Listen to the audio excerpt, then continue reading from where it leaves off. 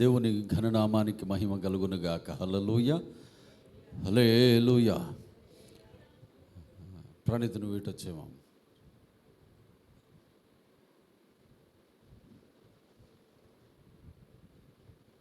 Thank you. దేవుని వాక్య ధ్యానంలోనికి మనం వెళ్దాము. మూలవచనముగా నిర్గమకాండము 3వ అధ్యాయము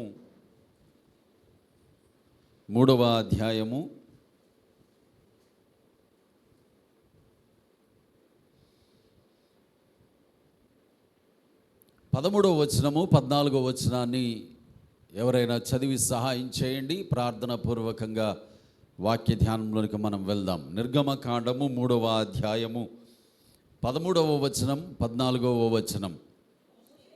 మోషే, చిత్తగించుము,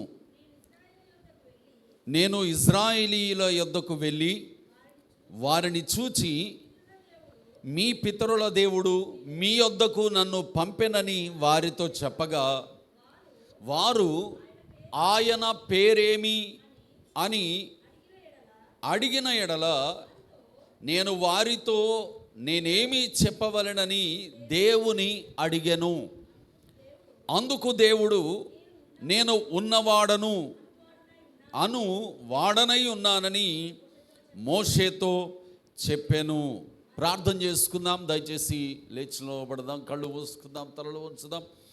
ప్రార్థనా పూర్వకంగా దేవుని వాక్య ధ్యానంలోనికి మనం వెళ్దాం. ప్రియులారా, హల్లెలూయా. Thank you Jesus. యేసయ్యా, నీకు కృతజ్ఞతలు ప్రభువా, వందనాలు తండ్రి, స్తోత్రాలు దేవా. ప్రేమగల మా మహాపరిశుద్ధ తండ్రి, అద్భుతకరుడైన దేవా, వాక్యమైన మా యేసుక్రీస్తు ప్రభువా, అయ్యా నీవు మాట్లాడే దేవుడవు ప్రభువా. నాతోని మాతోని వినుచున్న వారందరితో ప్రభువా నీవు మాట్లాడి వారిని బలపరిచి, అయ్యా నీలో ఉన్నటువంటి క్షేమమును ప్రభువా దయచేసే మంచి దేవుడవు తండ్రి. వాక్యమైన మా యేసయ్యా, మరి ఇప్పుడు నీ మాటలు ప్రభువా మా పాదములకు దీపము, మా త్రోవకు వెలుగు, మా జీవము ప్రభువా. మేము ధ్యానము చేసుకోబోతూ ఉండగా తండ్రి, మాతో ప్రభువా మీరు మాట్లాడుతూ ఉండగానే అయ్యా వినగల చెవులుగా మా చెవులకు సున్నతి చేయండి. గ్రహించగల హృదయముగా జ్ఞానము మా హృదయములో సమృద్ధిగా నివసింపనివ్వండి దేవా. నీ వాక్యము కేవలం విని దాని ప్రకారము మేము జీవించక, మమ్మల్ని మేము మోసము చేసుకొనక ప్రభువా, అయ్యా నీ వాక్యానుసారంగా జీవించున్నట్లుగా మమ్మల్ని బలపరచగలరని సహాయము చేయమని మీ అధికారానికి ఒప్పుకుంటూ, ముందున్న సమయమంతా దేవా మీ పాదాల దగ్గర మీ అధికారానికి సమర్పించుకుంటూ, యేసు నామం ద్వారా ప్రార్థిస్తూ వాక్య ధ్యానంలోనికి వస్తూ ఉన్నాము తండ్రి. ఆమేన్, ఆమేన్. కూర్చుందాము. ప్రభునందు ప్రియమైన దేవుని పిల్లలారా, ప్రియ దేవుని కుటుంబమా, ఈ ఉదయకాల సమయంలో ఈ 6వ నెలలో మరి ఒకసారి మన ప్రభువు మనకు, మన కుటుంబాలకు, మన శరీరాలకు ఆరోగ్యము, క్షేమము అనుగ్రహించి ఇలాగ తన మందిరములో ఈ మొదటి పునరుత్థాన ఆరాధనలో మనమందరము గడపడానికి ప్రభువు మనకిచ్చిన ఈ గొప్ప సమయము, కృపకై దేవునికే మహిమ కలుగునుగాక. హల్లెలూయా, హల్లెలూయా. అవును ప్రియులారా, మన ప్రభువు మనకు తోడుగా ఉన్నాడు గనుకనే ఎన్ని కష్టాలైనా ఈదగలుగుతున్నాం, ఎన్ని ఇబ్బందులైనా, ఎన్ని బాధలైనా సంతోషంగా నెమ్మదిగా పండుకోగలుగుతున్నాం, నిద్రపోగలుగుతున్నాం. మన ప్రభువే మనకు ఆధారముగా లేకపోతే మనకొచ్చే కష్టాలలో, మనకి ప్రస్తుతం అందున్నటువంటి ఇబ్బందులలో, సమస్యలలో మనం ఏమైపోయేవారమో. చాలామందిలాగా ఏదో ఫ్యాన్కో, ఏదో మెడికల్ షాప్కి వెళ్ళి ఏదో మందులు కొనుక్కొచ్చుకొని మందులు తాగో, ఏదో ఒక రకంగా మన జీవితాలు ముగించుకోవాల్సి వచ్చేవి. కానీ వీటన్నిటి మధ్యలో కూడా ఒక చిన్న వెలుగు, ఒక చిన్న ఆధారం, ఒక చిన్న ఆలోచన, ఒక చిన్న ధైర్యం, ఒక చిన్న నిరీక్షణ. యేసయ్య ఉన్నాడు. ఏదో ఒక రకంగా యేసయ్య సహాయం చేయకపోడా, యేసయ్య బయట వేయకపోడా, నేను ప్రార్థన చేస్తున్న దేవుడు నమ్మదగిన వాడు కదా, నాకు ఆయన సహాయం చేయకపోడా అనే ఒక చిన్న ఆశ, దాన్నే మనం విశ్వాసము అంటాం, దాన్నే మనం నిరీక్షణ అంటాం. ఆ చిన్న ఆశ మనల్ని నడిపిస్తుంది. చిన్న చిన్న అంటున్నాను ఇందాక నుండి, గమనించారా? అందరికీ పెద్దవి కావాలి, కానీ యేసయ్య అన్నాడు ఆవగింజంత విశ్వాసం. సో మైన్యూట్, సో స్మాల్, ఆవగింజంత, మస్టర్డ్ సీడ్, ఆవగింజంత విశ్వాసం నీకుంటే చాలు. అంటే ఆ ఆశ నీకుంటే చాలు. దేవునికి మహిమ కలుగునుగాక. హల్లెలూయా. ఆ ఆశ నీకు ఉండాలి. ఏ ఆశ? యేసయ్య చూసుకుంటాడులే, యేసయ్య సహాయం చేస్తాడులే, యేసయ్య నడిపిస్తాడులే, యేసయ్య బలపరుస్తాడులే అనే ఒక్క చిన్న ఆశ నీకుంటే ఆశపడ్డ ప్రాణమును తృప్తిపరచడానికి నా దేవుడు ఎప్పుడూ సిద్ధమే. దేవునికి మహిమ కలుగునుగాక. హల్లెలూయా. ఆశపడ్డ ప్రాణాన్ని ఆయన ఒట్టిగా తీసివేయడు, విడిచిపెట్టడు. మన ఆశ మన యేసయ్య మీద ఉంటే మన ప్రాణానికి తృప్తి ఎలాగ కలుగజేయాలో ఆయనకు సమస్తము తెలుసు ప్రియులారా. కాబట్టి ఆశపడాలి. ఎవరి మీద? యేసయ్య మీద. ఆశ పట్టుకోవాలి. ఎవరి మీద? యేసయ్య మీద. ఆశ ఉండాలి. ఎవరి మీద? యేసయ్య మీద. ముందు ఉండాల్సిన దాని మీద మన కోరిక, మన ఆశ, మన విశ్వాసం, మన నిరీక్షణ, మన ఎదురుచూపు మనం కలిగి ఉంటే జరగవలసినవన్నీ అవే జరుగుతూ ఉంటాయి. లోకంలో పెద్దవాళ్ళు అంటారు, సమయమే అన్నిటికీ సమాధానం చెబుతుంది. సమయం చెప్పదు. అదే సమయం చాలామంది జీవితాలను నాశనం చేసింది. అదే సమయం చాలామందిని లోకంలో లేకుండా చేసింది. అదే సమయం ఇంకెప్పుడు వస్తుందా, ఇంకెప్పుడు వస్తుందా, ఇంకెప్పుడు వస్తుందా అని ఎదురు చూస్తున్న వారిగానే చాలామంది జీవితాలలో మిగిలిపోయింది. కానీ కాలములు, సమయములు దేవుడు తన ఆధీనములో ఉంచుకొని ఉన్నాడు. దేవునికి మహిమ కలుగునుగాక. హల్లెలూయా. ఆ దేవుణ్ణి నేను ఆరాధిస్తున్నాను. ఆమేన్. ఆ దేవుణ్ణి నేను ప్రేమిస్తున్నాను. ఆ దేవుని మీద నేను ఆశ పెట్టుకున్నాను. నేను ఎందుకు సిగ్గుపడతాను? నా ప్రభువు కాలాలు, సమయాలు తన చేతుల్లో ఉంచుకున్నాడండి. సమయము కాదు మార్చేది, నా దేవుడు మారుస్తాడు. ఆ నిరీక్షణ ఉండాలి నీలో, ఆ ధైర్యం ఉండాలి నీలో, ఆ ఆశ ఉండాలి నీలో. ప్రియ కుమారుడా, కుమార్తె, యేసయ్యతోని జీవితం చాలా కష్టతరంగా అనిపించవచ్చు. నిందలు, అవమానాలు, ఇబ్బందులు, శ్రమలు, శోధనలు, లేనిపోని అభాండాలు అనిపించవచ్చు. అందరూ చూసి నవ్వే హేళనాస్పదంగా అనిపించవచ్చు. కానీ పరిస్థితులను బట్టి పనిచేసేవాడు కాదు నా యేసయ్య. ఆమేన్. ఆయన ప్రణాళిక ప్రకారం పనిచేసేవాడు. కనుక ఎవరు ఆయన ప్రణాళికలో నిలబడాలనుకుంటారో వాళ్ళు కేవలం యేసయ్య మీదనే ఆశ పెట్టుకుంటారు. ఈరోజు ఒక తీర్మానం తీసుకో. వాక్యంలోనికి వెళ్ళే ముందే ప్రభువు మాట్లాడుతున్నాడు. దేవా, ఇది మొదలుకొని నేను నీ మీద ఆశ పెట్టుకుంటాను ప్రభువా. అప్పుడు నువ్వు చేసేదంతా సఫలమవుతుంది. ఆమేన్. నీ ప్రయత్నాలు ఫలిస్తాయి. నీ మార్గములలో నీవు తేజరిల్లుతావు, వర్ధిల్లుతావు. నీ కుటుంబంలో సమాధానం ఉంటుంది. నీ శరీరంలో అనారోగ్యాలు వచ్చినా దేవుడు స్వస్థపరుస్తాడు. ఆయన నిన్ను చూస్తాడు, నిన్ను నడిపిస్తాడు. జరగవలసిన ఘనమైన కార్యములన్నీ ఆయన తన సమయంలో జరిగిస్తాడు. ప్రియ కుమారుడ, కుమార్తె, కనుక యేసయ్య పైన ఆశ పెట్టుకునే తీర్మానంలోనికి రా. ఈరోజు ఆ తీర్మానంలోనికి వచ్చి స్థిరంగా నిలబడు. ఇక నుండి యేసయ్య ఏం చేయగలడో నువ్వు కళ్ళారా చూస్తావు, సాక్ష్యం కూడా చెబుతావు. ఆమేన్. నేను బలవంతం చేయాల్సిన అవసరం లేదు, కానీ నువ్వు సాక్ష్యం చెబుతావు. అలాగ పరిశుద్ధాత్మ దేవుడు చేస్తాడు. నమ్మండి, మన ప్రభువు గొప్పవాడు. ప్రియులరా, మనం చదువుకున్నటువంటి మూలవచనంలో మోషే దేవుణ్ణే అడుగుతున్నాడట. మోషే దేవుణ్ణి అడుగుతున్నాడు. ఈరోజు మనుషులు అంటారు, మన చుట్టూ ఉన్నవాళ్ళు, మనం ఎవరినైనా పెద్దవాళ్ళను ప్రశ్నించినప్పుడు, లేకపోతే అడిగినప్పుడు, ఏయ్ నువ్వేందిరా, నీ వయసు ఏంది, నీ అనుభవం ఏంది, నీ పరిస్థితి ఏంది, నీ స్థాయి ఏంది, నువ్వు వాళ్ళని అడిగే అంత పెద్దోడు అయిపోయినవా, వాళ్ళని అడిగే అంత సీన్ ఉందా నీకు, నిలబడే యోగ్యత లేదు, వాళ్ళని అడుగుతావా నువ్వు అని అంటారు కదా. కానీ మోషే దేవుణ్ణి అడుగుతున్నాడట. ఆ స్వాతంత్రం చూడండి, ఆ అధికారం చూడండి, ఆ అర్హత చూడండి. ఇలాంటివి చదివినప్పుడు నాకు అనిపిస్తుంది, దేవుడు నిజంగా దేవుడు కాదు, ఆయన మన తండ్రి. He is our father. ఒక కుమారుడో కుమారుతో స్వతంత్రంగా తండ్రి దగ్గరకు వచ్చి ఇది అని ఓపెన్గా మాట్లాడలేకపోతే అదేం బంధం అసలు?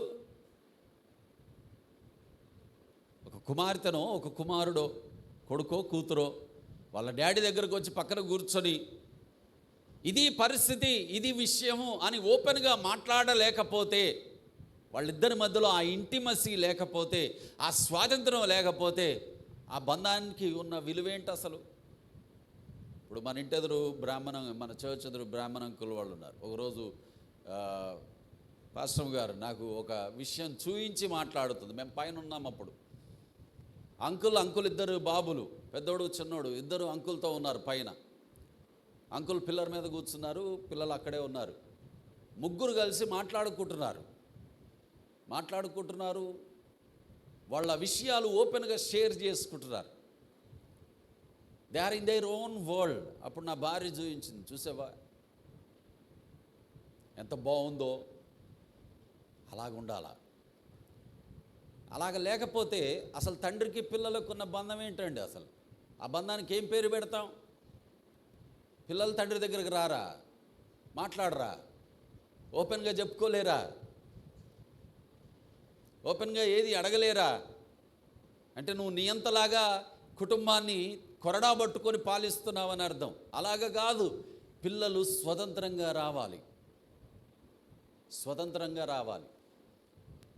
అది తండ్రి పిల్లలకు ఉండేటటువంటి మంచి రిలేషన్షిప్కి నిదర్శనం.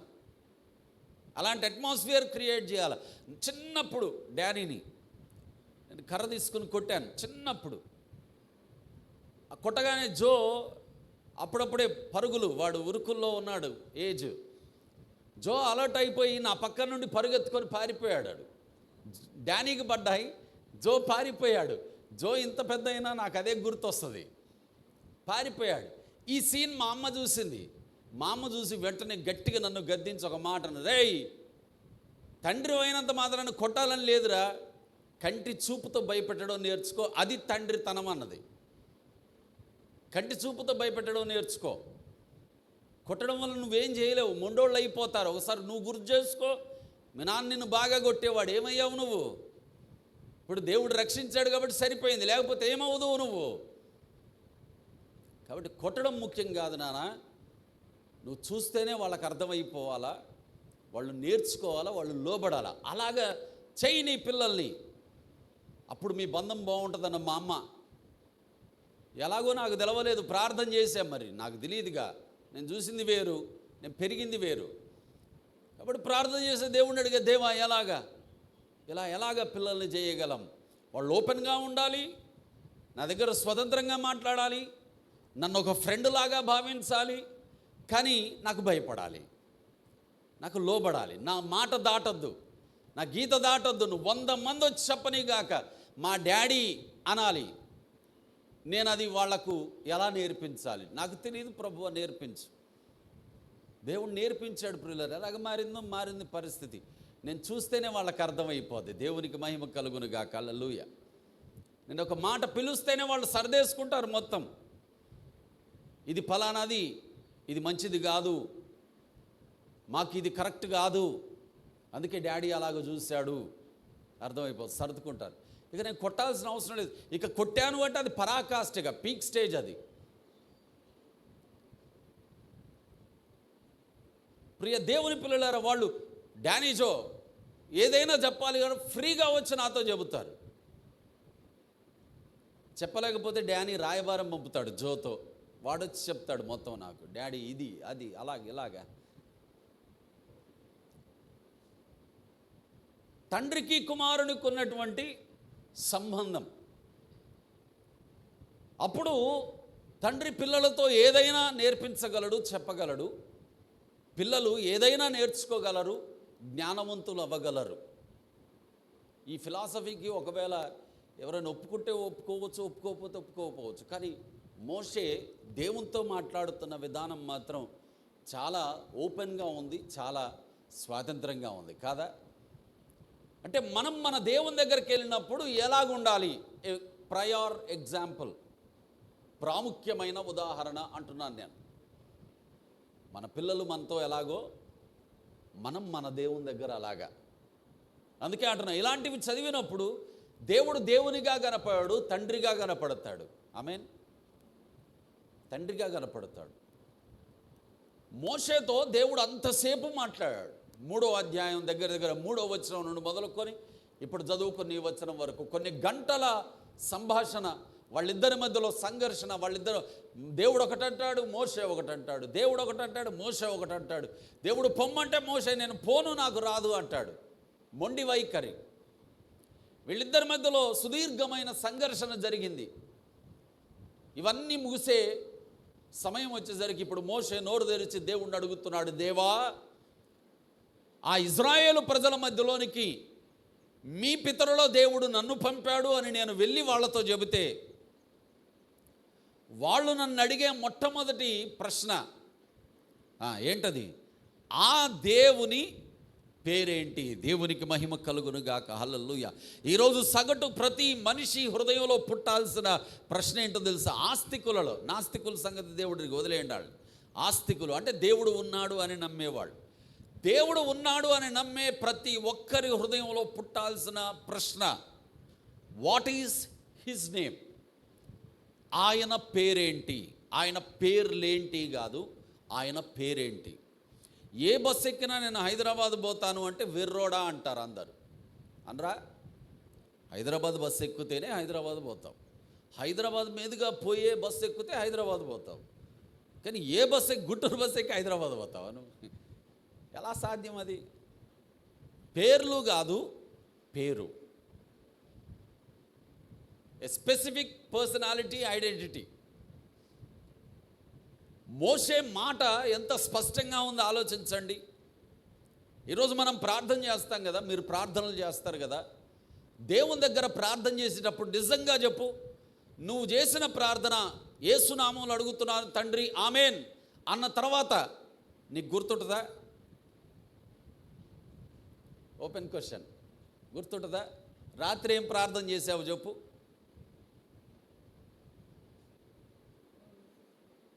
ఏమని ప్రార్థన చేశావు? నిన్న సిద్ధపాటు ప్రార్థనలో చరణన్న గారు, సంఘ పెద్ద గారు ఏమని ప్రార్థన చేశారు? కవితమ్మ గారు ఏమని ప్రార్థన చేశారు? నేనేమని ప్రార్థన చేశా? మీ పాస్టర్ గారు ఏమని ప్రార్థన చేశారు? పోనీ సరోజ ఆంటీ పెద్ద ఆవిడ ఏకీభవించింది అన్నిటిల్లో. ఆంటీ ఏమని ఏకీభవించింది? దేనికి ఏకీభవించింది? అన్నీ గుర్తుంటాయా? కదా. మనం చేసిన ప్రార్థనే ఆమెనన్న తర్వాత మనకు గుర్తుండదు. ఎందుకో చెప్పనా? స్పష్టత. అది నీ హృదయపూర్వకమైనదైతే సచ్చిందాకా గుర్తుంటుంది. ఏమనుకోవద్దు, ఇది వాస్తవం. హృదయపూర్వకమైనదైతే నువ్వు చెప్పే ఆ మాట, దేవునితో ప్రార్థనలో నువ్వు పలికే ఆ మాట నీ హృదయపూర్వకమైనదైతే నీ జీవితాంతం ఆ మాట గుర్తుండదు. ఎందుకు గుర్తుండాలి? ఎందుకు గుర్తుండాలి అంటే నువ్వు మళ్ళీ మళ్ళీ దేవుణ్ణి విశ్వాసముతో అడగడానికి. ఆమేన్. ఈరోజు అడిగి విడిచిపెట్టావు, ఉపయోగం లేదు. నువ్వు మళ్ళీ దేవుని దగ్గరకు వచ్చినప్పుడు అదే సంగతిని, అదే విషయాన్ని, అదే విశ్వాసంతో, అదే టెంపోలో నువ్వు దేవుని దగ్గర అడగాలి అంటే గుర్తుండాలి. మన ప్రార్థన స్పష్టంగా ఉండాలి ప్రియులారా. అందుకే కదా దేవుని వాక్యం పడదు, మీ మాటలు కొంచెమైనట్టు ఉండాలి, మీ మాటలు ఉప్పు వేసినట్టు సారవంతమై ఉండాలి. మనసులతో మాట్లాడే మాటలే సారవంతం అవ్వాలి అంటే మరి దేవునితో మాట్లాడే మాటలు ఎలాగ ఉండాలండి? అవునా కాదా? మనుషులతో మాట్లాడేటప్పుడే చాలా తీయగా మాట్లాడతాం కదా, మరి దేవునితో మాట్లాడినప్పుడు ఇంకెంత స్పష్టంగా ఉండాలి. ప్రియ కుమారుడా, కుమార్తె, మోషే దేవుని దగ్గరకు వచ్చి మాట్లాడుతున్నాడు, స్పష్టంగా దేవుణ్ణి అడుగుతున్నాడు, కరెక్ట్గా అడగాల్సిన దానినే దేవుణ్ణి అడుగుతూ ఉన్నాడు. ఆయన క్వశ్చన్లో, ఆయన ఆలోచనలో భావం ఉంది, అది అవసరమే. కాబట్టి దేవుణ్ణి అడుగుతున్నాడు. ఈరోజు నువ్వు అడిగే దాంట్లో కూడా వర్త్ ఉండాలి, బలం ఉండాలి. అప్పుడు దేవుడు తప్పకుండా నీ ప్రార్థన వింటాడు. వినడమే కాదు, తక్షణమే నీకు జవాబిస్తాడు. యాకోబు రాస్తాడు, ప్రియులరా, మీరు అడిగినదల్లా మీరు పొందలేకపోతున్నారు. మీరు అడిగిందల్లా మీరు పొందలేకపోతున్నారు. కానీ దేవుడు అంటాడు, అడుగుడి మీకు ఇవ్వబడును. మీకేది ఇష్టమో అడగండి, అది నేను మీకు చేస్తాను అని అన్నాడు కదా. కానీ మీరు అడిగిందల్లా మీరు పొందలేకపోతున్నారు. ఎందుకో చెప్పనా?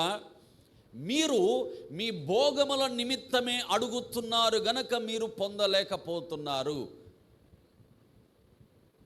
అర్థమైందా? మీరు మీ భోగముల నిమిత్తం అడుగుతున్నారు గనక మీరు పొందలేకపోతున్నారు. అలా కాదు, నువ్వు అడిగావు, నువ్వు పొందుకున్నావు, నువ్వు దేవుని నామములో ఏమి చేయాలో అది చేస్తూ దానిని నీవు క్రమముగా నిలబెట్టుకోవడానికి అడుగు, దేవుడు దాన్ని ఇస్తాడు. ఆమేన్.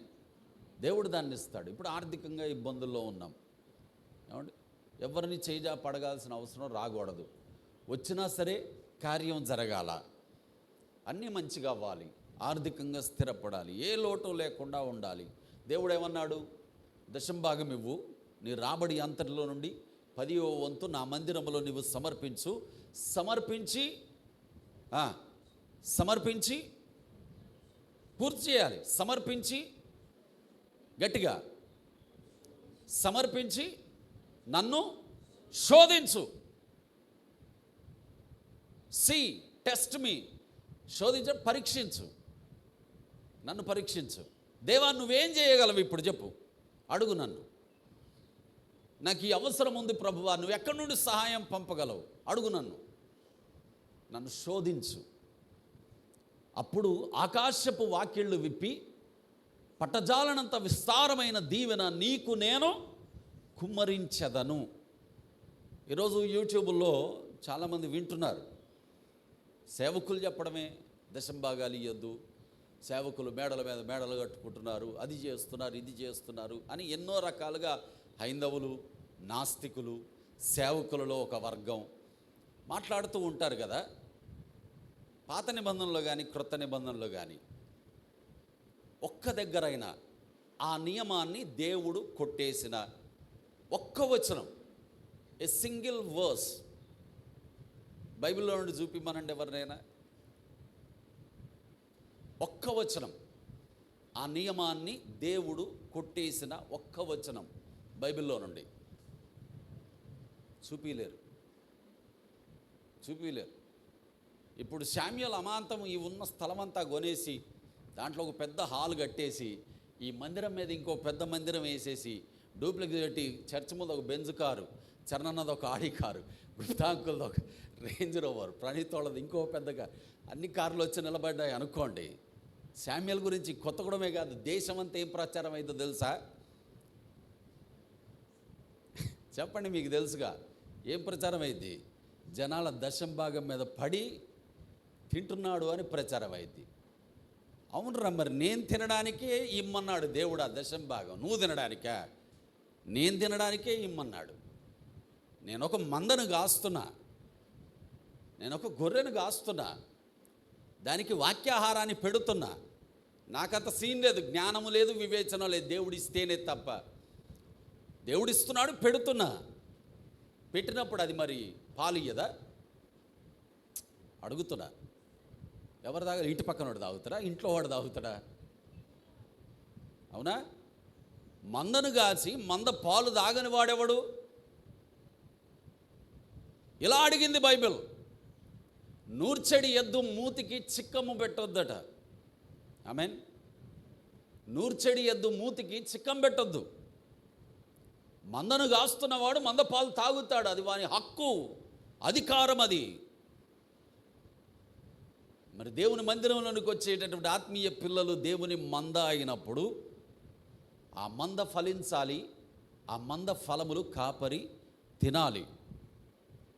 ఇదే నియమము, ఇదే క్రమం. ఎవడు ఎన్ని విషయాలు చెప్పినా అది వేరొక దూత నుండి వచ్చిందే, అది శాపగ్రస్తమైనదే. పౌలు అందుకే అన్నాడు, మేము ప్రకటించినది గాక మరి ఒకటి పై నుండి వచ్చిన పరలోకము నుండి వచ్చిన దూతైనా ఎవడైనా మీకు ప్రకటించిన ఎడల వాడు శాపగ్రస్తుడు. శాపం వస్తుంది ప్రియులారా. అది ఏదైనా కానీ దేవుడు ఒక నియమాన్ని నియమించినప్పుడు నియమమే. ఆ నియమాన్ని ఉల్లంఘించడానికి ఎవరికి అధికారము లేదు. చెబుతున్నాను, మనము దేవునిని శోధించే వారం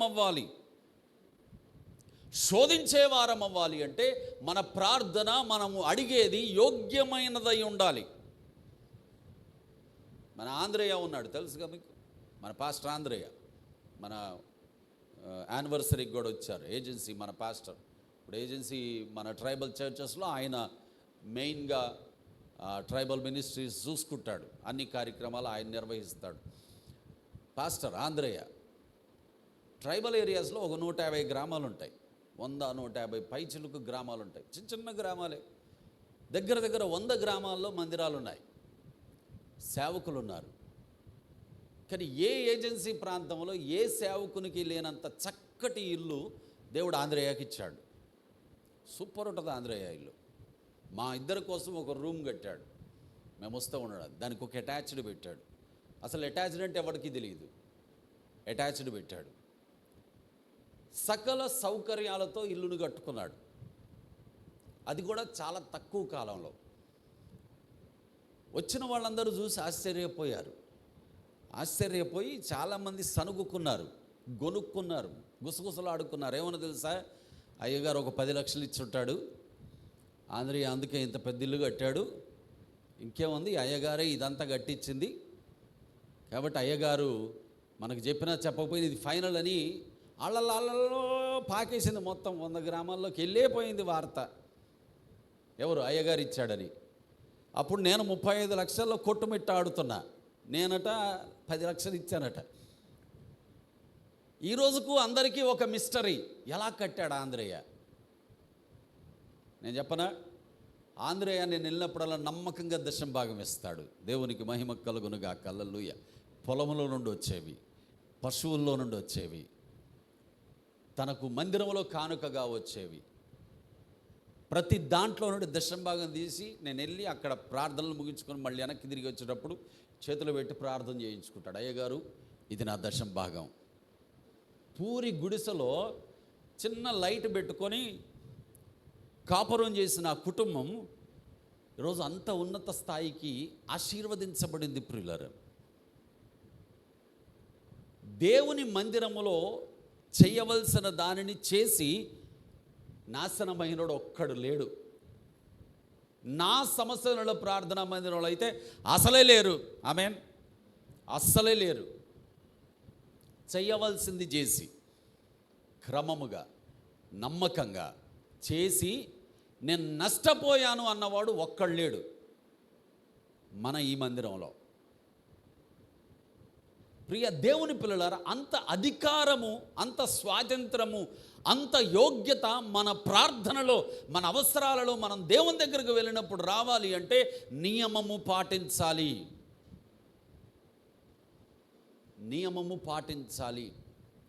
నియమము పాటించకుండా ఇది ఫలానాది దేవా నువ్వు చెయ్యి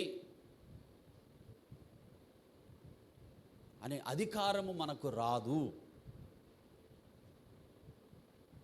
మోషే దేవుణ్ణి అధికారముతో అడుగుతున్నాడు, కానీ యోగ్యమైనది అడుగుతున్నాడు. దేవా, నీ ప్రజల మధ్యలోనికి వెళ్ళినప్పుడు మేము నమ్మము అనరు వాళ్ళు, మేము ఇది మేము అది అనరు వాళ్ళు. కానీ వాళ్ళు నన్ను అడిగే డైరెక్ట్ ప్రశ్న నీ పేరేంటి అని అడుగుతారు. ప్రతి మనిషికి రావాల్సిన ఆలోచన వాట్ ఈజ్ హిజ్ నేమ్, ఆయన పేరేంటి. అక్కడ నుండి వచ్చాను ఎంత దూరం, ఆయన పేరేంటి. అప్పుడు దేవుడు డైరెక్ట్గా చెబుతున్న పేరు, నా పేరు సో అండ్ సో, నా పేరు ఇది, నా పేరు అది అని పేర్లను పట్టుకోలే దేవుడు. ఏమన్నాడు తెలుసా, నేను ఉన్నవాడను. దేవునికి మహిమ కలుగునుగాక. హల్లెలూయా. నేను ఉన్నవాడను, I am that I am. నేను ఉన్నవాడను. 430 సంవత్సరాలకు పూర్వం మీ పితరుడైన అబ్రహాము, ఇస్సాకు, యాకోబులు ఏ నామముతోనైతే నన్ను ఆరాధించారో, ఎలాగైతే నన్ను ఆరాధించారో, ఎలాగైతే నేను వారికి సహాయం చేశానో, ఎలాగైతే వారిని నేను నడిపించానో, ఎలాగైతే వారిని నేను ఆశీర్వదించానో, ఎలాగైతే వారిని నేను దీవించానో, ఎలాగైతే రక్షించానో, ఎలాగైతే తప్పించానో, ఎలాగైతే వర్ధిల్ల చేశానో, సేమ్ అలాగే చేయడానికి స్టిల్ ఐ ఎగ్జిస్ట్. సేమ్ అలాగే చేయడానికి ఇప్పుడు కూడా నేను అలాగే ఉన్నవాడను, నేను మారలేదు. దేవునికి మహిమ కలుగును గాక. హల్లెలూయా. 430 సంవత్సరాలు ఎందుకన్నాను? బానిసలుగా బ్రతికారు వాళ్ళు. చెప్పండి అందరూ, ఎలా బ్రతికారు? బానిసలుగా బ్రతికారు. 1 సంవత్సరం గుర్తుపెట్టుకోగలరు, 2 సంవత్సరాలు గుర్తుపెట్టుకోగలరు, 10 సంవత్సరాలు, 100 సంవత్సరాలు, 400 సంవత్సరాలు ఎప్పుడో మర్చిపోయి ఉంటారు. దేవుడేంటి, దేవుడు ఎలాంటి వాడు, ఎలాంటి కార్యాలు చేయగలడు, ఎంత పరాక్రమము గలవాడు, అబ్రాహాముకి ఏం చేశాడు, ఇస్సాకు ఏం చేశాడు, యాకోబుకి ఏం చేశాడు. ఒక తరము తరిగిపోయేసరికి రెండో తరం, 2, 3, 4వ తరం కల్లా కంప్లీట్ క్లోజ్. చాలామందికి గుర్తు కూడా ఉండదు. కానీ వాళ్ళకు ఒకటి తెలుసు, మాకు ఒక దేవుడు ఉన్నాడు, ఆయనకు ప్రార్థన చేయాలా. ప్రార్థన చేస్తున్నారు, దేవుడు ఆ ప్రార్థన విన్నాడు ప్రియులారా. విని దేవుడు అంటున్నాడు, ఇదిగో నా పేరు వాళ్ళు అడుగుతారు కదా, అయితే చెప్పు నేను మారలేదు. దేవునికి మహిమ కలుగును గాక. హల్లెలూయా. పేరు కాదు దేవునికి కావాల్సింది, పేరు కాదు మనుషులకు కావాల్సింది. దేవుడు ఏమి చేస్తాడో అదే కావాలి. దేవుడు చేసేదాన్ని బట్టే దేవునికి గుర్తింపు ప్రియులారా. ఈరోజు నన్ను అడిగితే యేసయ్యే నిజమైన దేవుడు అని చెబుతాను. అవునా కదా? నిన్ను అడిగినా అదే చెబుతావు. ఎందుకు ఆయనే నిజమైన దేవుడు అంటున్నావు అంటే, ఆయన నా జీవితంలో అలాంటి కార్యం చేశాడు మరి. కాబట్టి 1,00,000 మంది ముందైనా ఇదే చెబుతాను, ఎవడి ముందైనా ఇదే చెబుతాను. యేసయ్యే నా దేవుడు, ఆయనే నిజమైన దేవుడు. ఎందుకు? ఆయన నన్ను మార్చాడండి. ఆయన నిన్ను మార్చాడు, నీ కుటుంబాన్ని మార్చాడు, నీ జీవితాన్ని వెలిగించాడు. కాబట్టి యేసయ్య నిజమైన దేవుడు. ఆయన నన్ను మార్చాడు కాబట్టి నిజమైన దేవుడు. బియ్యం బస్తా ఇచ్చారనో, గోధుమ పిండి ఇచ్చారనో, డబ్బులు ఇచ్చారనో ఇంతవరకు ఎవడు ఇలే డబ్బులు నాకు. మరి బియ్యం బస్తాలు అసలే ఇలే, నేనే ఇచ్చా చాలా బియ్యం బస్తాలు. గోధుమ పిండి కూడా ఎవడు ఇలే నాకు. ఇన్ని సంవత్సరాలైనా ఇస్తే ఈ పాటికి ఒక గోదాం అయ్యేదే, కానీ ఇయ్యలే. ఆయా పల్లెటూరులో మందిరాలకు వెళ్ళినప్పుడు చూసిన మందిరాల మూలలో వేడి వడ్ల బస్తాలు ఉంటాయి. ఈ బస్తాలు ఎందుకు ఈడబెట్టారంటే ఇవి కానుక అంటారు. ఓర్ని మా కానుకేది, కనీసం పిడికెడి బియ్యం కూడా రాలే కదా. మరి బియ్యం బస్తాలకో, పిండికో, డబ్బులకో కాదు యేసయ్య నిజమైన దేవుడు.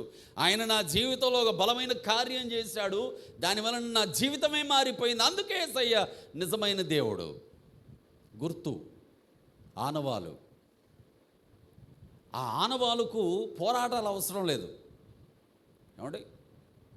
ఆ గుర్తుకి యుద్ధాలు చేయాల్సిన అవసరం లేదు, రక్తపాతాలు కూడా అవసరం లేదు. అందుకే వేస్తాడు, కత్తి పట్టువాడు కత్తితో చస్తాడు, కత్తి ముందు ఒరలో పెట్టి. అది కాదు కావాల్సింది, ప్రేమ, లవ్. ప్రేమ కావాలి ముందు.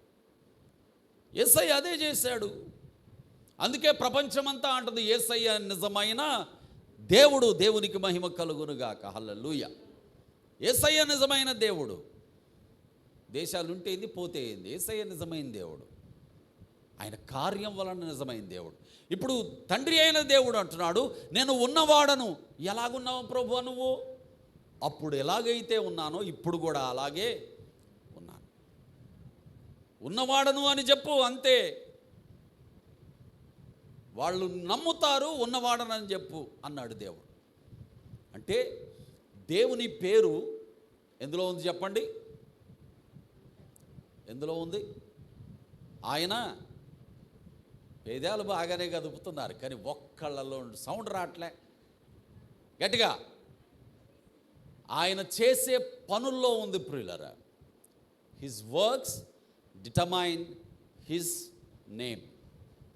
ఆయన పని ఆయన పేరును ప్రచురపరుస్తుంది. అందుకే కీర్తనాకారుడు అంటాడు, అన్యజనుల మధ్యలో నా దేవుని నామము ఎంత ప్రభావము గలది. How mighty it is among the Gentiles. అన్యజనుల మధ్యలో నా దేవుని నామము ఎంత ప్రభావము గలది, ఎంత ప్రభావం గలదో తెలవాలి అంటే ఆ దేవుని కార్యములను మరువక నీవు ఆయనను నమ్మకంగా నడవాలి. అప్పుడు ఆయన ప్రభావం కనబడుతుంది ప్రియులారా. దేవుడు అంటున్నాడు, నేను ఉన్నవాడను, అనువాడను కాదు. ఓన్లీ ఉన్నవాడను, అనగా అని పిలువబడుతున్నవాడను, అని ఉన్నవాడను అని అర్థం. నేను ఉన్నవాడను అని దేవుడు మాట్లాడుతున్నాడు. ఇప్పుడు ప్రజలకు అది చెప్పమంటున్నాడు.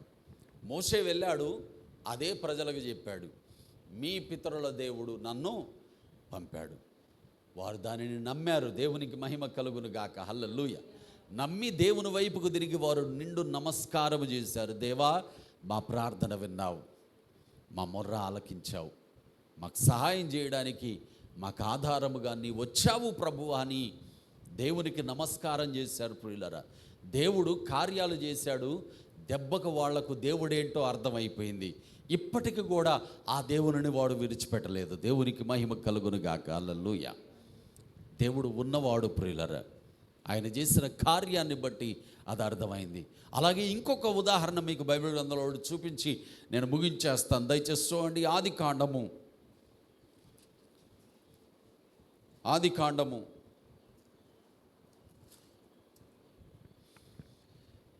22వ అధ్యాయము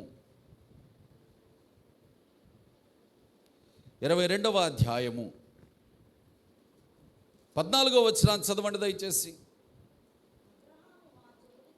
అబ్రహాము ఆ చోటికి యెహోవా ఈరే అని పేరు పెట్టెను. దేవునికి మహిమ కలుగునుగాక. హల్లెలూయా. యెహోవా ఈరే అనే పదము మీద ఒకటే అని అంకేసిందా? ఫుట్ నోట్లో చూడండి ఏముందో. యెహోవా చూచుకొనును. ఆ స్థలానికి లేక యెహోవా ఈరే అను పేరు పెట్టెను అట ప్రియులరా. యెహోవా ఈరే అంటే అర్థం యెహోవా చూచుకొనును. పేరు పెట్టాడట, దేవునికి పేరు పెట్టాడట. ఎవరు? అబ్రాహాము గారు. ఏమని పెట్టాడు? యెహోవా ఈరే అని పెట్టాడట. ఈరే అని ఎందుకు పెట్టాడు? ఎందుకు అంటే దేవుని లక్షణం ప్రియులారా, దేవుని స్వభావం. ముఖము చాటేసే స్వభావం కాదు, కళ్ళు మూసుకునే స్వభావం కాదు, దాక్కునే స్వభావం అంతకంటే కాదు. ఆయన చూచే దేవుడై ఉన్నాడు. చెప్పండి అందరూ. ఆయన చూసే దేవుడై ఉన్నాడు. ఇప్పుడు నేను అడుగుతాను, చెప్పు, ఆయన నిన్ను చూస్తున్నాడా? చెప్పరా? నీ అవసరాలు చూస్తున్నాడా? నీ కన్నీరు చూస్తున్నాడా? నీ బాధ చూస్తున్నాడా? నీకున్న సంతోషం చూస్తున్నాడా? నీకున్న దుఃఖము చూస్తున్నాడా? He sees everything. ఆయన అన్నీ చూస్తున్నాడు. కానీ రెండో ప్రశ్న, చూస్తున్న దేవుడు కార్యం చేస్తున్నాడా? నిజం చెప్పాలి, అబద్ధం ఆడద్దు. నేనేమనను, అబద్ధం ఆడితేనే అంటాను. చూస్తున్న దేవుడు కార్యం చేస్తున్నాడా? చేయట్లేదా? చేస్తున్నారా? మరి సాక్ష్యం చెప్పావా? చెప్పు మరి, సాక్ష్యం చెప్పావా? ఎందుకు చెప్పలే? ఒక చిన్న కార్యం జరగగానే బైబిల్ గ్రంథం అంతా వినబడేలాగా పెట్టాడు ఒక పేరు దేవునికి. యెహోవా ఈరే, యెహోవా చూచుకొనును అని పెట్టాడు అబ్రాహాము. ఇప్పటికీ అదొక సాక్ష్యం. ఇది ఎవరు చెప్పిన సాక్ష్యం? అబ్రాహాము చెప్పిన సాక్ష్యం. దేవుడు చెప్పింది కాదు, అబ్రాహాము చెప్పిన సాక్ష్యం. నా దేవుడు చూసుకుంటాడు. మరి నా ప్రియ కుమారుడు, కుమార్తె, నీ దేవుడు నిన్ను చూస్తున్నాడు, నీ దేవుడు నీకు కార్యము చేస్తున్నాడు అని చెబుతున్నా నీవు మరి సాక్ష్యం చెబుతున్నావా? ఎందుకు చేస్తున్నాడు దేవుడు? ఎందుకు కాదు అన్నది యాకోబు. మీ భోగముల నిమిత్తమే మీరు అడుగుతున్నారు కనుక మీకు దొరుకుటలేదు. ఎందుకు కాదు అన్నది యాకోబు. ఉత్తగా సాక్ష్యం, కార్యము వెంబడి దేవుని నామ ప్రభావం నీవు అనేక మంది ఎదుట ప్రచురపరచడమే స్వార్థ.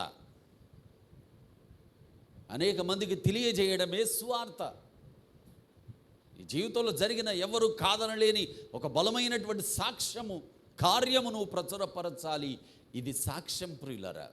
అప్పుడు నీ దేవుని నామము ఎంత ప్రభావము గలదో అనేక మందికి తెలుస్తుంది. ఒకరోజు ఒకడు కుండివాడిగా గుడి మెట్ల దగ్గర కూర్చొని జీవితకాలం అంతా అడుక్కుంటూ ఉన్నాడు.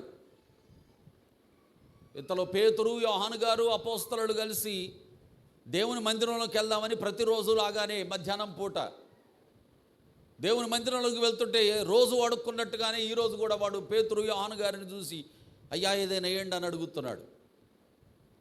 అప్పుడు పేతురు, యోహాను వాడిని తీక్షణంగా చూసి వంతనంటున్నాడు, ఒక్కసారి మా వైపు చూడు. వాడు అనుకున్నాడు బంగారమో వెండో ఏదో ఒకటి ఇస్తారులే, ఒక నాణ్యం తీసుకెళ్ళిపోదాం అనుకున్నాడు. కానీ పేతురు అంటాడు, మా దగ్గర ఇవ్వడానికి వెండి లేదు, బంగారం లేదు, కానీ ఒక్కటి ఉంది, అదే యేసయ్య నామం. ఆ నామములోనే చెబుతున్నాం, యేసు నామములో లేచి నడో అనగానే లేచి నడిచాడు. దేవునికి మహిమ కలుగునుగాక, హల్లెలూయా. లేచి నడిచాడు. లేచి నడవగానే ప్రజలందరికీ ఆశ్చర్యం. వామ్మో ఇదేంటి, పుట్టుకుంటివాడు లేచి నడుస్తున్నాడు, ఇదేం ఆశ్చర్యం, ఇదేం అద్భుతం అనగానే పేతురు సువార్త చెప్పడం మొదలుపెట్టాడు. ఈ కార్యము చేసింది యేసయ్య. ఎన్నిసార్లు చెప్పావలాగా? ఎన్నిసార్లు చెప్పావలాగా? నీ ఇంటి పక్కన వాళ్ళకి, నీ ఇంటి ముందు వాళ్ళకి, నీ ఫ్రెండ్స్కి, నీ పరిచయస్తులకి, నీలాగా అవసరతలో ఉన్నవారికి ఎన్నిసార్లు చెప్పావలాగా? ఈ కార్యము చేసింది యేసయ్య. అవునా? ఈ కార్యము చేసింది యేసయ్య అనగానే వెంటనే అధికారులు వచ్చి పట్టేసుకున్నారు. మెప్పు రాలేదు వాళ్లకు, పూలదండలు కూడా వేయలే. అధికారులు వచ్చి పట్టుకొని వెళ్ళి చెరసాలలో పడేశారు. చెరసాలలో పడేసి తీర్పుకని చెప్పి వాళ్ళని తీసుకొచ్చి సభ ముందు నిలబెట్టి, ఈ కుంటోడిని కూడా తీసుకొచ్చి సభ ముందు నిలబెట్టారు. ఏంట్రా పరిస్థితి అంటే, కుంటోడు అంటే నాకేం జరిగిందో తెలియదు, అదేంటో కూడా నాకు తెలియదు, నేను అక్కడ కూర్చొని అడుక్కుంటున్నా, నాకు కాళ్ళు లేవు, కానీ వీళ్ళు ప్రార్థన చేశారు, నాకు కాళ్ళు వచ్చాయి. వీళ్ళని అడిగారు, ఏ అధికారంతో ఇలాగ చేశారు మీరు? మాకే అధికారం లేదు, ఇవ్వబడిన అధికారము తప్ప మరి ఏ అధికారము లేదు, అది యేసయ్య నామములో ఉన్న అధికారమే కానీ మరి యొక్క అధికారము కాదు అని ప్రచురము చేశారు. ప్రియులారా, అనేక మంది యేసు క్రీస్తు చేసిన కార్యాన్ని విని 5,000 మంది సంఘములో చేర్చబడ్డారు. 5,000 పీపుల్ ఎంటర్డ్ చర్చ్. సంఘములోనికి చేర్చబడ్డారు. ఈరోజు అమ్మ ఇందాక ప్రార్థన చేశారు, ఏమని? దేవా, ఇక్కడ ఒక మందిరం ఉంది అని ప్రజలు ఈ మందిరానికి వెళ్ళాలి అనుకొని వచ్చేటట్టు చెయ్యి ప్రభువా, నూతన ఆత్మలను నడిపించు ప్రభువా, సంఘములోనికి తీసుకొని రా దేవా అని ప్రార్థన చేశారు. అవునా ఏమ్మా? చేశారా లేదా? చేశారు. బాగా తగిలింది ఆ మాట నాకు. నిజమే కదా. దేవుని మందిరంలోనికి ప్రజలు రావాలంటే రండి అంటే వస్తారా? అడుగుతున్నా, చెప్పండి. రండి అంటే వస్తారా? ఎంతమంది తేగలరు అలాగా? నా ఫ్రెండ్ ఒకరోజు ఫోన్ చేశాడు, శామ్ ఒక 5,000 ప్రతి వారం 50 మందిని తీసుకొచ్చి నీ చర్చలో కూర్చోబెడతా అన్నాడు. చాలామంది ఎదుగుతున్నారు, శామ్ నీ చర్చిలో ఆ 10 మంది 20 మందే కనపడతారు, ఇప్పుడు నాకు బాధగా ఉంటుంది, ఒక 5,000 నాకు 50 మందిని తెచ్చి ప్రతి వారం కూర్చోబెట్టకపోతే నన్ను అడుగు అన్నాడు. ఓఆర్ని అట్టయితే ₹1,00,000 ఇద్దరు రా, ఈ పాటికి గ్రౌండ్లు నిండిపోయి నా చర్చిలో. అది కాదు ఎజెండా. దానికి ఒక పద్ధతి ఉంటుంది, దానికి ఒక క్రమం ఉంటుంది. ప్రజలు వస్తారు, 50 100 వస్తారు, దానికి ఒక లెక్క ఉంటుంది. ఆ లెక్క పేరే సాక్ష్యం. చెప్పండి అందరూ, ఏంటది? సాక్ష్యం. What you testify resembles your God's name. నువ్వేదైతే సాక్ష్యం ఇస్తావో అదే నీ దేవుని పేరును ప్రచురపరుస్తుంది. అందుకే యెహోవా అని చెప్పుకోవడం సులువే, కానీ యెహోవా అని చెప్పుకోకుండా దేవుడు అంటున్నాడు, నేను ఉన్నవాడను కాబట్టే ప్రార్థన విన్నాను, ఉన్నవాడను కాబట్టే మండుతున్న పొదల నుండి నీతో మాట్లాడుతున్నాను, ఉన్నవాడను కాబట్టే నిన్ను వారి మధ్యలోనికి వెళ్ళమంటున్నాను, ఉన్నవాడను కాబట్టే స్వాతంత్రం ఇవ్వడానికి దిగి వచ్చాను, నేను ఉన్నవాడను. ప్రచురమైపోయింది ఆ మాట. అది ఎంత గొప్పగా ప్రచురమైందంటే మళ్ళీ ప్రపంచ చరిత్రలో ఎవ్వడూ ఆ పేరు వాడుకోవడానికి ధైర్యం చేయలే, కేవలం యేసయ్య తప్ప. ఆమేన్. ప్రపంచ నర మాత్రంలో ఎవడా పేరు వాడుకోలే మళ్ళీ నేను ఉన్నవాడను అనే పేరు. ఇన్ని కోట్ల మంది, ఇన్ని లక్షల మంది, ఇన్ని బిలియన్స్ ఆఫ్ మంది దేవుళ్ళు అనబడుతున్న వారిగా ప్రపంచ దేశాలలో ఉన్నారు. కానీ ఏ ఒక్కరు కూడా ఈ పేరు వాడుకొని ధైర్యం చేయలేదు. చూసారా? దేవుడు ఆఖరికి సాతానును కూడా అడిగాడు, ఏయ్ ఏంటి నీ సంగతి అంటే, వాడు చెప్పిన పేరేంటో తెలుసా? నేను అటు ఇటు తిరుగుతూ ఇక్కడికి వచ్చాను అన్నాడు. అంటే నీ పేరేంట్రా? తిరుగుబోతు. ఏంటది? తిరుగుబోతు. దేవుడు వాడిన ఆ ఒక్క మాట యేసయ్య ద్వారా ప్రపంచంలో స్థిరమైపోయింది. I am that I am. నేను ఉన్నవాడను. ఈరోజు దేవుడు ఆ మాటను ప్రచురపరుస్తూ ప్రజలందరి మధ్యలో నుండి ఒక సాక్ష్యాన్ని దేవుడు కోరుకుంటున్నాడు. అనేకుల మధ్యలో సాక్ష్యాన్ని కోరుకుంటు. నిన్న సంఘ పెద్దలు చరణన్న ప్రార్థన చేస్తూ ఇలాగ ప్రార్థన చేస్తున్నారు, అయ్యా మాకు అనేక మందికి చెప్పే ఆశ ఉంది ప్రభువా, మాకు అవకాశం ఇవ్వు. ఏనయ్యా చేశారో లేదా? మాకు సాక్ష్యం ఇవ్వాలన్న కోరిక ఉంది ప్రభువా, అవకాశం ఇవ్వు. నేను చెబుతున్నాను, దేవుడు అవకాశం ఇవ్వడం కాదు, దేవుడు నీ జీవితంలో ఏ కార్యాలు చేశాడు? ఒక అన్నయ్యకే కాదు, మనందరికి కూడా అది వర్తిస్తుంది. ఏ కార్యం చేశాడు దాన్ని చెప్పడమే అవకాశం దేవుడు ఇవ్వడు. ఇది మనం గుర్తుపెట్టుకోవాలి. స్పష్టత. అవకాశం దేవుడు ఇవ్వడు. నువ్వు ప్రార్థన చేసి, దేవా ఇప్పుడు ఇదిగో నేను మాట్లాడడానికి రెడీగా ఉన్నా, నాకు బలం ఇవ్వు అంటే బలం ఇస్తాడు, జ్ఞానం ఇవ్వు అంటే జ్ఞానం ఇస్తాడు, అవకాశం ఇవ్వు అంటే అవకాశం ఇస్తాడు. కానీ నువ్వు ఎవరి ముందు అయితే సాక్ష్యం ఇవ్వాలో వారిని నీ దగ్గర నుండి దేవుడు పోనివ్వడు. నువ్వు వెనక్కి వచ్చేస్తే తప్ప, నేను చెప్పలేను అనుకొని నువ్వు వెనక్కి వస్తేనే తప్ప దేవుడు అవతల వ్యక్తిని దూరం చేయడు. ఎందుకో తెలుసా? నీ ద్వారా ఆ వ్యక్తిని దేవుడు రక్షించాలనుకుంటున్నాడు. ఆమేన్, ఆమేన్. ఈరోజు నన్ను పట్టించుకోవడానికి ఎవరూ లేరనేవారు ప్రపంచ జనాభాలో కొన్ని కోట్ల మంది ఉన్నారు కాదా? వాళ్ళే కనుక బైబిల్ చదువుతూ యెహోవా ఈరే దగ్గరకు వచ్చి ఆగితే ఏమనుకుంటారు చెప్పండి?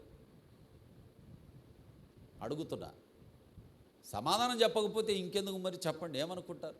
యెహోవా ఈరే అనేది చదివారు, ఏమనుకుంటారు? అంటే ఈ దేవుడు నన్ను కూడా చూస్తాడు అనుకుంటారా లేదా? ఒక ఆలోచన పడుతుందా లేదా మైండ్లో? ఆ ఆలోచన ప్రజల హృదయాలలో లేకనే ఈరోజు ప్రజలు దారి తప్పిపోయారు ప్రియులారా. అది నీ ఇంట్లో వాళ్ళు అవ్వచ్చు, నీ స్నేహితులు అవ్వచ్చు, నీతో ప్రతిరోజు తిరుగుతున్న వాళ్ళు అవ్వచ్చు, ఉద్యోగం చేస్తున్న వాళ్ళు అవ్వచ్చు, ఎవరైనా అవ్వచ్చు. ఈరోజు కాపరి లేని గొర్రెల వలె ప్రజలు చెదిరి ఉన్నారు అంటుంది వాక్యం. ఈరోజు సంవత్సరాల ప్రార్థనా మందిరంలోనికి అనేక మంది ఎందుకు రావట్లేదు? ఎందుకు రావట్లేదు? నువ్వు ప్రతి స్థలములో సాక్ష్యం ఇవ్వడం మొదలు పెడితే దేవుని ఆత్మకార్యాలు దేవుడే జరిగిస్తాడు. అందుకే యెషయా మాట్లాడుతూ అంటాడు, ప్రభువా ప్రజలను నడిపేయడం నా పని కాదు దేవా, అది నీ పని. కాబట్టి నువ్వు ఒక్క ఈలగొట్టు. ఏం కొట్టాలా? ఒక్క ఈలగొట్టు ప్రభువా, ప్రజలు వాళ్ళే వస్తారు. ఆ ఈల పేరే సాక్ష్యం అండి. ఆ ఈల పేరే సాక్ష్యం. ఆ సాక్ష్యము ద్వారా నీ దేవుని నామం, ఆమేన్, యెహోవా రాఫా అంటాం. ఇందాక పాడాం మనం పాటలో కదా, యెహోవా రాఫా. ఎందుకు వచ్చింది ఆ పేరు దేవునికి? నిర్గమకాండములో దేవుడు అంటాడు, నేను స్వస్థపరచు యెహోవాను, ఐ విల్ హీల్ యూ అని దేవుడు ప్రచురము చేసుకున్నాడు. ఎప్పుడైతే వారికి సర్పాలు అంటే పాములు, విషపూరితమైన పాములు ఇజ్రాయేలు ప్రజలను కుడుతూ ఉంటే, ప్రజలలో విషం ఎక్కువైపోయి చచ్చిపోతూ ఉంటే, దేవుడు మోషేతో అన్నాడు, ఇత్తడితో ఒక సర్పం తయారు చేయి, దాన్ని ప్రజలందరూ కనబడేటట్టు కొండ మీద పెట్టు, దాన్ని చూసిన వారు స్వస్థత పొందుతారు. ఏలయనగా నేను మీ దేవుడైన యెహోవాను, నేనే స్వస్థపరచు వాడను. నా ఆజ్ఞలను అనుసరించి ఎవరు నడుస్తారో, నా కట్టడలను అనుసరించి ఎవరు నడుస్తారో వారిలో కలిగే ప్రతి రోగమును నేను స్వస్థపరుస్తాను. I am the healer, so I am యెహోవా రాఫా. నేను యెహోవా రాఫా అని ప్రచురం చేసుకున్నాడు దేవుడు. కనుక నా ప్రియ దేవుని పిల్లలారా, ప్రతి కార్యానికి ఒక పేరు. యెహోవా షాలోమ్ అంటాం, షాలోమ్ అంటే అర్థం ఏంటి? సమాధానము. యెహోవా షాలోమ్. నీ కుటుంబంలో సమాధానము కావాలి, నీ హృదయంలో సమాధానము కావాలి, నెమ్మది కావాలి, ఆదరణ కావాలి. ఏం ప్రార్థన చేయాలి నువ్వు? ప్రభువా, నీవు సమాధానం ఇచ్చే దేవుడవయ్యా, నేను నమ్ముతున్నాను, నాకు సమాధానమి. దేవుడు నీకు సమాధానం ఇచ్చాడు, నువ్వు ఆయన ఏమని పిలవాలి? ఏమని పిలవాలి? యెహోవా షాలోమ్ అని పిలవాలి. ప్రజల మధ్యలో నీవు యెహోవా షాలోమ్ నా దేవుడు అని ప్రచురపరచాలి. యెహోవా నిస్సి అంటాం, అవునా? నిస్సి అంటే అర్థం ఏంటి? నిస్సి అంటే అర్థం ఏంటండి? చాలామంది అమ్మాయిలకి జెస్సీ అని పేరు పెడతారు కదా, అవునా? జెస్సీ అని పేరు పెడతారుగా. జెస్సీ అబ్బాయి పేరా అమ్మాయి పేరా? చెప్పాలి గట్టిగా. అది బైబిల్ చదవాలి. అందుకే చదవకపోతే గూగుల్లో చూస్తే వచ్చే ప్రాబ్లమ్సే ఇవి. జెస్సీ అనే పేరు అబ్బాయి పేరు, అమ్మాయి పేరు కాదు అది. నిస్సి, నిస్సి అని అమ్మాయిలకు పెడతారు పేరు. నిస్సి ఏంది? నిస్సి యెహోవా నిస్సి అబ్బాయి పేరు. అది ఏంటది? నిస్సి. నిస్సి అంటే అర్థం చెప్పండి. తెలవదంటే తెలవదని చెప్పండి, నేను చెప్తాగా. తెలీదా? యెహోవా నిస్సి, జయధ్వజం, జయము. నీ పనులలో జయము, నీ ఆలోచనల్లో జయం, నీ ప్రయత్నాలలో జయం, నీ వ్యాపారంలో జయం, నీ ఇన్వెస్ట్మెంట్లో జయం, నీ ఆత్మీయ యాత్రలో జయం, నీ ప్రార్థనలో జయం. యెహోవా నిస్సి, దేవుడు నీకు జయం ఇచ్చాడు. నువ్వు పెట్టాల్సిన పేరు, దేవా నీవు యెహోవా నిస్సి, అవునా? ఎల్రోయి అని పాడాం కదా ఇందాక. ఎప్పుడు పాడాం? ఎల్రోయి అని పాడాం కదా. ఎల్రోయి అంటే అర్థం ఏంటి?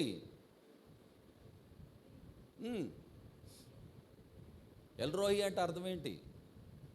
పాడాంగా ఇందాక. చూచేవాడు, ద వన్ హూ సీస్.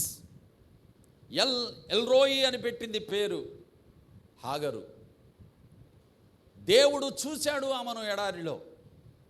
భర్త విడిచిపెట్టాడు, ఎవరూ లేరు, ఒంటరిదై ప్రయాణం చేస్తూ పిల్లవాని యొక్క చావు కేకలు భరించలేక వాడిని దూరాన విడిచిపెట్టేసి వెళ్ళి పొద పక్కన కూర్చొని వాడికి ఏమైద్దో అని చూస్తుంది. చూస్తూ ఉంటే చూస్తున్న దేవుడు చూశాడు. తండ్రి అయిన దేవుడు ఆమెకు ఒక ఊట పుట్టించాడు. అప్పుడు ఆమె అంటుంది, నా దేవుడు నన్ను చూశాడు. ఆయన చూసే దేవుడు, ఆయన పట్టించుకునే దేవుడు, ఆయన సహాయము చేసే దేవుడు అని దేవునికి పేరు పెట్టింది ఎల్రోయి.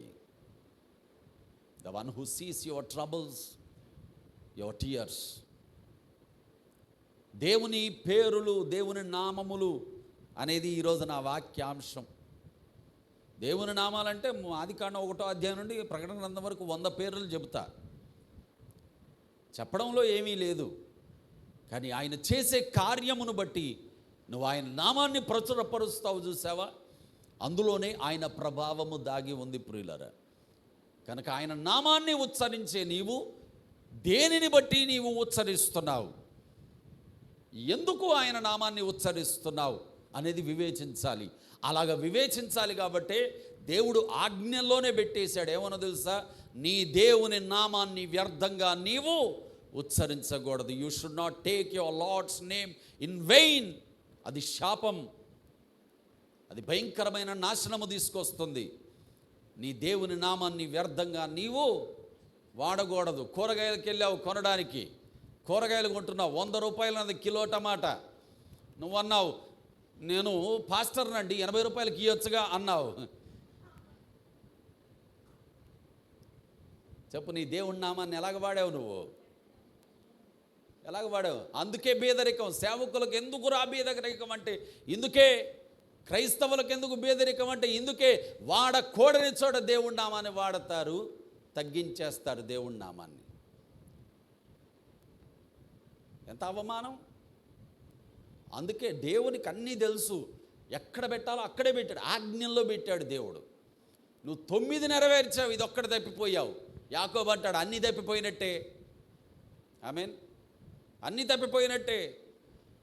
దేవుని నామమునకు అంత ప్రభావం ఉంది గనుకనే ఆ నామాన్ని నువ్వు ఉచ్చరించాలి అంటే ఒక స్థిరమైనటువంటి సాక్ష్యం ఉండాలి.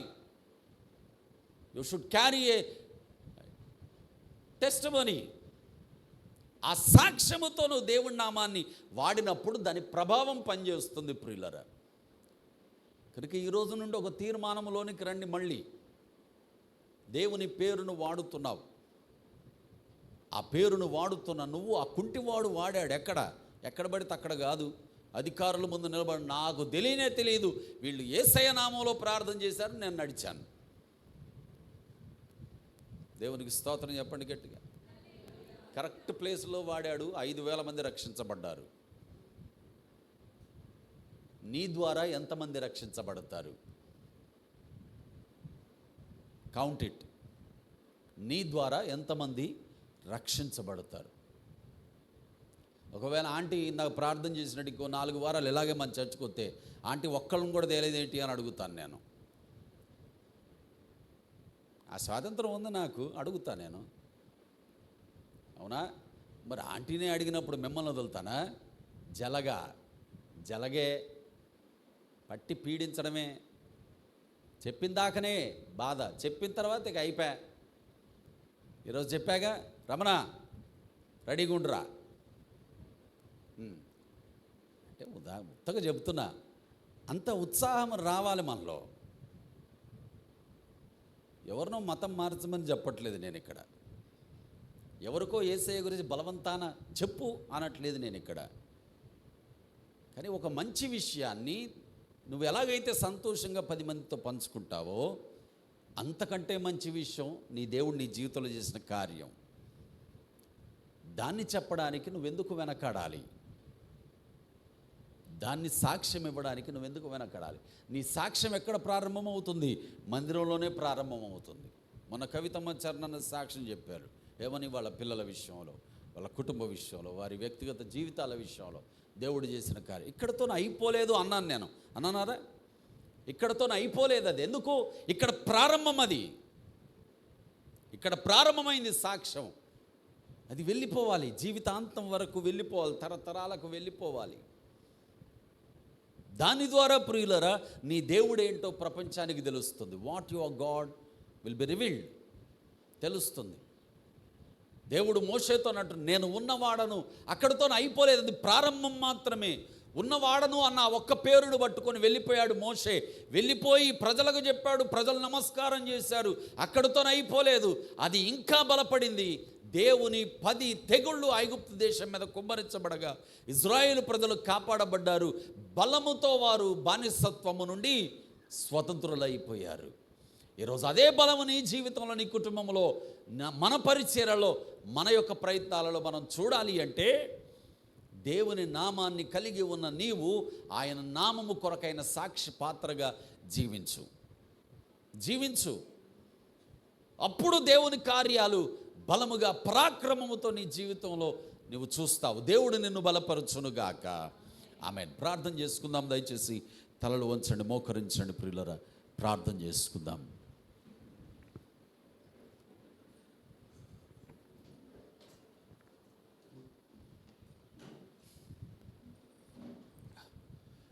ప్రార్థన చేసుకుందాం. ఇప్పటి వరకు మనతో మాట్లాడిన మన పరిశుద్ధాత్మ దేవుడు మనలను తన సాక్షులుగా, తన సాక్షి పాత్రలుగా, ఆయన కార్యముల ద్వారానైనటువంటి మహిమను ప్రభావముగా మన ద్వారా ప్రచురపరచడానికి ఇష్టపడుతున్న మన దేవుడు, ఇదిగో ఆయన నామ ప్రభావమును నీ ద్వారా ఆయన ప్రచురపరచాలని కోరుకుంటున్నాడు.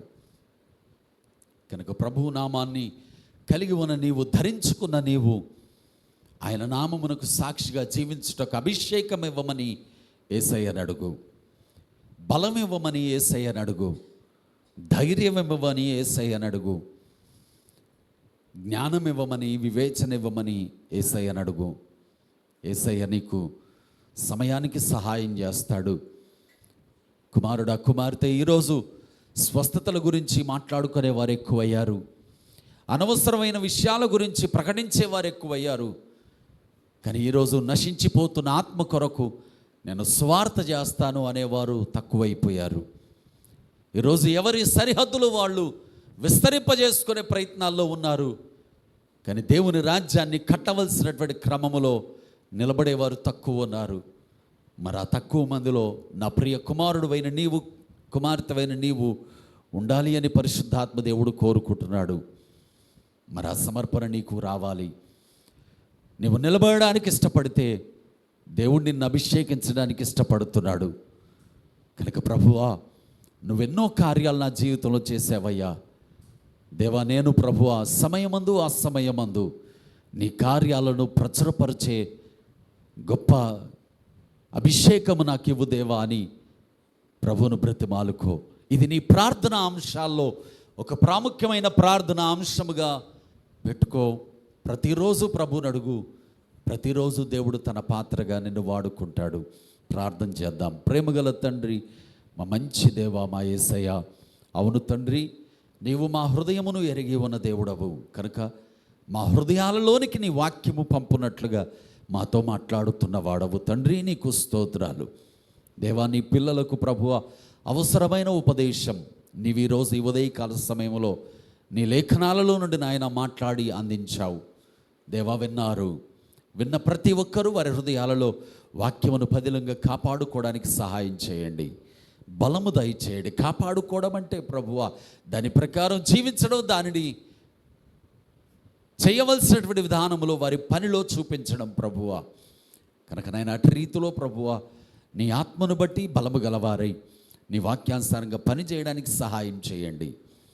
మీ నామాన్ని మహిమపరుచుకోమని ఈ వాక్య సందేశము నాయన అయ్యా విన్నటువంటి ఈ మందిరములో ఉన్నటువంటి ప్రజలను, వింటున్నటువంటి అనేక మందిని ప్రభువ నీ నామ మహిమ కొరకైన పాత్ర సాక్షులుగా నాయన మీరు కట్టమని మహిమ పొందుకోమని, అట్టి సాక్ష్యం ఇచ్చే స్థితిలో ప్రభువ మన ఈ సంవత్సరంలో ప్రార్థన మందిరములను ప్రభువ మీరు ముందు నిలబెట్టమని మహిమ పొందుకోమని తండ్రి మీ కృపను బట్టి స్తుతిస్తూ అల్పుడైన నన్ను వాడుకున్న నీ ప్రేమను బట్టి నిండు నమస్కారాలు నీకు సమర్పిస్తూ యేసు నామం ద్వారా ప్రార్థిస్తూ వాక్యాన్ని బట్టి కృతజ్ఞతలను చెల్లిస్తున్నాను తండ్రి.